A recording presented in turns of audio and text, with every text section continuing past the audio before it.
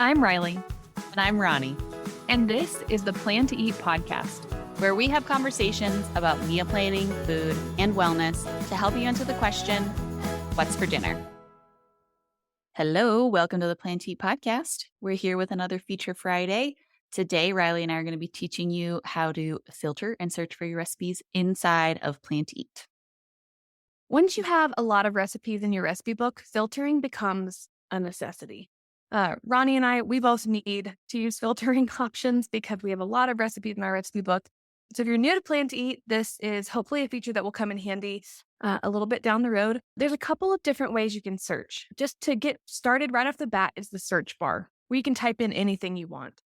You could search for multiple keywords with spaces. You could search for an ingredient.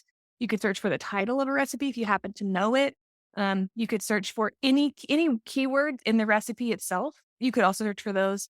I use the search box quite often, and if it doesn't get me what I'm looking for, then I'll use more advanced filtering.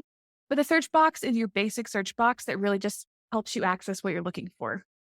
If you're looking at your search and filtering options, the next thing below your keyword search is going to be the sorting options. The keyword search takes the recipes in your recipe book and, shrinks them down to meet the needs of whatever you searched for. Whereas sorting just reorganizes your recipe book. So you can basically reorganize your recipe book by all of the different main categories that we have. So course, cuisine, made ingredient.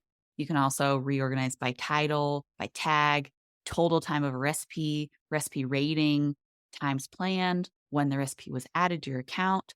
Also, if it has a photo or not, and if you've marked it as private. So you're going to see all of the recipes in your recipe book still. So if you have 500 recipes, you're still going to see all 500.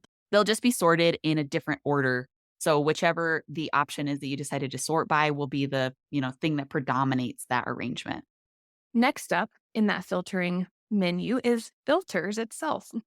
You may have started using these already, something like adding a course to a recipe, adding a cuisine, main ingredient, a tag, total time, the website where it's from, rating, or the user where you got it from. So if you have a friend and you've saved a recipe from a friend. So if you've added a ton of tags to your recipe, then you're looking for family favorites. Maybe that's a tag that you've used.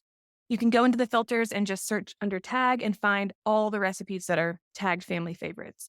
I use this a lot for main ingredient when I'm looking for, say I have some frozen item in my freezer that I'm trying to use up. I'll go and search by main ingredient or filter by main ingredient and search for the main ingredient I'm looking for. And it helps me narrow down what I'm looking at in my recipe book to find a recipe that suits what I'm looking for with that ingredient. So with the filtering option, you can add in multiple filters. So you can add in a course plus a tag. You could add in a main ingredient plus a course. You can kind of mix and match these filters, and you can add multiple. So you could add multiple tags so that you can really narrow down your search and find exactly the recipe that you're looking for. To follow that up, we have our with ingredient searches. So we have a with any ingredient search and a with all ingredient search. And this is the place where you can type in actual ingredients for your recipes and then populate recipes that have those ingredients in them. With the any ingredients search, it will display recipes containing any of the ingredients that you used in this filter. So if you put in both an apple and cinnamon, the results will contain both apples and cinnamon, or just apples and just cinnamon. So you could get a lot of search results with the any ingredients. If you're using the all ingredient, it is going to display recipes containing all of the ingredients that you added. So once again, if you add apples and cinnamon, you're going to get recipes that contain both of those ingredients only, not ones that contain an individual ingredient. So once again, this is a really great feature to use if you are looking to maybe reverse meal plan and kind of find recipes based off of what you already have at your house. The next feature is similar to the last two that Ronnie just talked about, but this one is without ingredients. This one is incredibly helpful if there's a particular food item you're trying to avoid. So let's say someone's coming to your house for dinner and they cannot have peanuts. And so you can go in and search in the without ingredients section for a recipe that does not contain peanuts. So you're safely avoiding the food that person cannot consume. Awesome. The last thing that we have is the random recipe button. You can find the random recipe button on the website, and the random recipe button will just generate a random recipe for you. So the cool thing about this is that you can use any of the above search and filtering options. You can apply as many of those things as you want. So say you want to have like a main course that has a tag of family favorites and a main ingredient of beef. And you're just not, you have maybe 50 recipes that fit that and you're not really sure which one you want to plan. You can just hit the random recipe button and it's going to automatically pop up a recipe for you that you could add to your planner to add a little bit of spontaneity to your meal planning. As a quick bonus, you can also save the searches that you make inside of Plan to Eat.